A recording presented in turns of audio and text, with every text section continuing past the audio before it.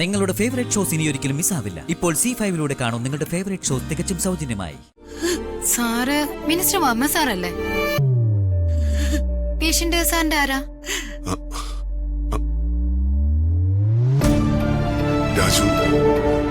രാജു എന്റെ മരുമകനാ. അവനൊന്നും പറ്റാതിരുന്നാ മതിയായിരുന്നു.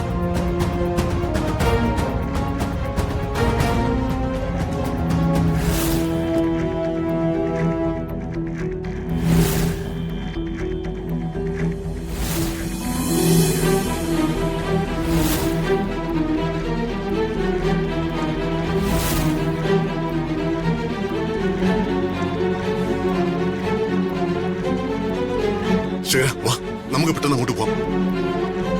പ്രതാപ,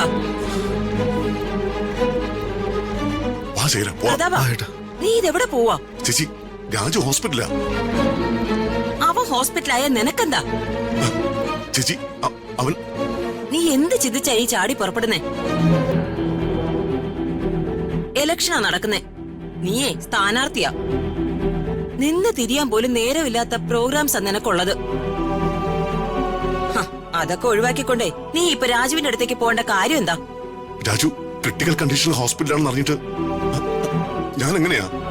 പ്രതാപ, നീ ഞാൻ പറയുന്ന ഒന്നൊന്ന് കേൾക്കണം. ഇപ്പൊ നീ പ്രാധാന്യം കൊടുക്കേണ്ടത് ഇലക്ഷൻ പ്രവർത്തനങ്ങൾക്കാ.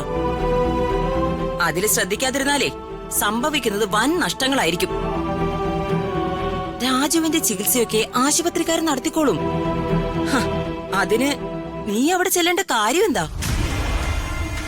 അല്ലെങ്കിൽ തന്നെ നീ ഇപ്പൊ എന്തിനാ ഹോസ്പിറ്റലിൽ പോയി അവനെ കാണുന്നേ? രാവിലെ തന്നെ നിന്നോടൊപ്പം ഇലക്ഷൻ വർക്കിന് വരാമെന്ന് പറഞ്ഞു പറ്റിച്ചതല്ലേ രാജു നിന്നെ? അവനില്ലാത്ത ആത്മാർത്ഥത നിനക്കെന്തിനാ? ചേച്ചി, ഇത് നിന്നിച്ചതിന് ദൈവം അവന് കൊടുത്ത ശിക്ഷയാ. അംബിക ചേച്ചി, പറയാനുള്ളത് ആരുടെ മുഖത്ത് നോക്കി ഏത് സിറ്റുവേഷനിലും ഞാൻ പറയും.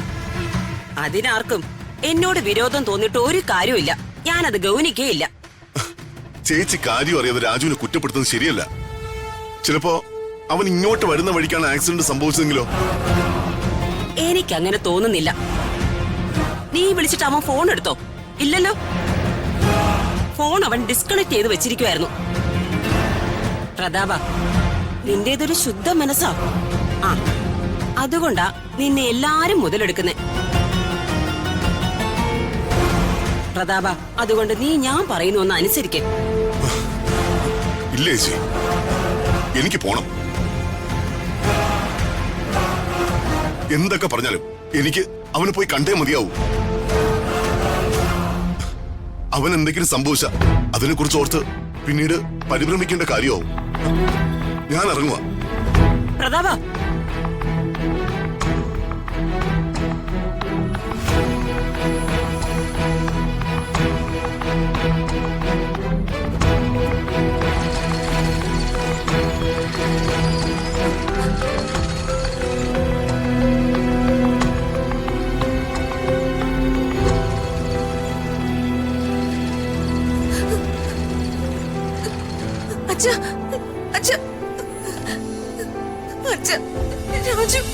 രാജുനൊരു ആക്സിഡന്റ് പറ്റി. അവൻ ഹോസ്പിറ്റലിൽ. അച്ഛ, അവനെ രക്ഷിക്കണം. രാജുവിന് പെട്ടെന്നൊരു ഓപ്പറേഷൻ നടത്തണം. അതിനുള്ള കാശ് ഞങ്ങളുടെ കയ്യിലില്ല. അച്ഛൻ ഞങ്ങളെ സഹായിക്കണം. രാജുവിനെ രക്ഷിക്കണം. ശരി ശരി, അവനൊന്നും പറ്റില്ല. നമുക്ക് അവനെ രക്ഷിക്കാം. ഞാൻ ഹോസ്പിറ്റലിലേക്ക് വരാൻ തുടങ്ങിയായിരുന്നു. മോള് സമാധാനിക്ക്. രാജുവിന് ഒന്നും വരില്ല. മോള് കാറി കയറ്. നമുക്ക് ഹോസ്പിറ്റലിലേക്ക് പോവാം.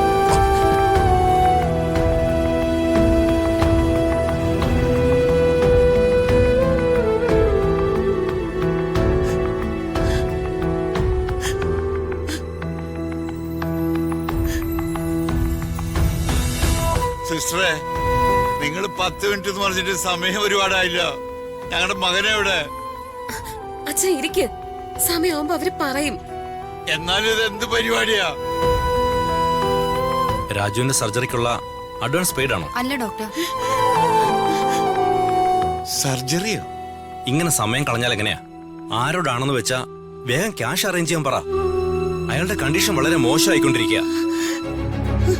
ഡോക്ടർ ആരുടെ കാര്യം പറയണേ? ഇവരാരാ? ഇത് പേഷ്യന്റിന്റെ ഫാമിലിയാ ഡോക്ടർ. ഡോക്ടറെ, ഞങ്ങളുടെ മോന് കുഴപ്പമൊന്നുമില്ലെന്നാണല്ലോ ഈ സിസ്റ്റർ കുറച്ചു മുമ്പേ പറഞ്ഞത്. എന്നിട്ട് ഡോക്ടർ എന്താ ഇപ്പൊ ഇങ്ങനെ പറയുന്നേ? എന്താ ഡോക്ടറെ ഞങ്ങളുടെ മോന്? അച്ഛ പതുക്കെ. നീ ഉണ്ടായിരിക്കണി. എന്റെ കുഞ്ഞിനെന്താണ് ഞാൻ അറിയട്ടെ. നിങ്ങൾ ബഹളം വെക്കാതെ ഞാൻ പറയാം. നിങ്ങളുടെ മകന് നടന്ന ആക്സിഡന്റിൽ തലയ്ക്കും സ്പൈനൽ കോഡിനും നല്ല ഇഞ്ചുറി ഉണ്ട്. തലയ്ക്കകത്തും വയറ്റിലും ഇന്റേണൽ ബ്ലീഡിംഗും ഉണ്ട്.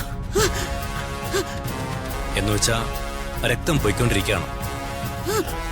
ഉടനെ തന്നെ ഒരു ഓപ്പറേഷൻ ചെയ്യണം. അതിനു വേണ്ട ക്യാഷുമായി വരാമെന്ന് പറഞ്ഞ രാജുവിനെ ഇവിടെ അഡ്മിറ്റ് ചെയ്ത കുട്ടി പോയിട്ടുണ്ടായിരുന്നു. പക്ഷേ സമയം വൈകിക്കൊണ്ടിരിക്കല്ലേ. രാജുവിന്റെ ജീവൻ ആപത്തിലാണ്. എത്രയും പെട്ടെന്ന് ആ ബില്ലടച്ച് ഓപ്പറേഷൻ നടത്തിയേ തീരൂ. എന്റെ ദൈവങ്ങളെ,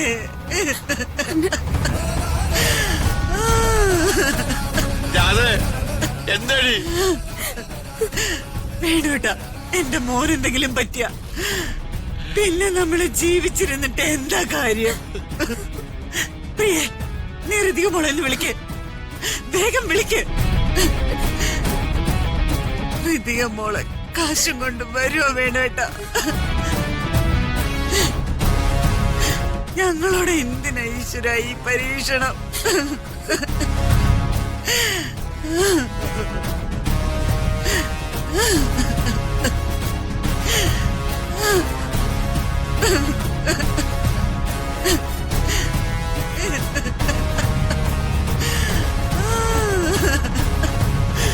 വർമ്മ സാറേ, ഞങ്ങളുടെ മോൻ, അവനെ രക്ഷിക്കണം വർമ്മ സാറേ. അവനെ ഞങ്ങക്ക് തിരിച്ചു വേണം. ഏയ്, ഇങ്ങനെ കരഞ്ഞാൽ എങ്ങനെയാ? കുട്ടി ഇതെവിടായിരുന്നു? ക്യാഷ് കൊണ്ടുവന്നോ? ക്യാഷ് ഞാൻ കൊണ്ടുവന്നില്ല.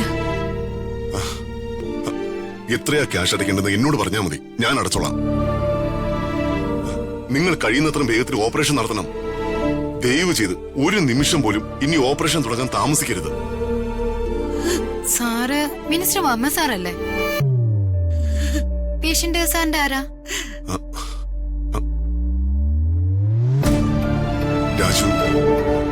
രാജു എന്റെ മരുമകനാ.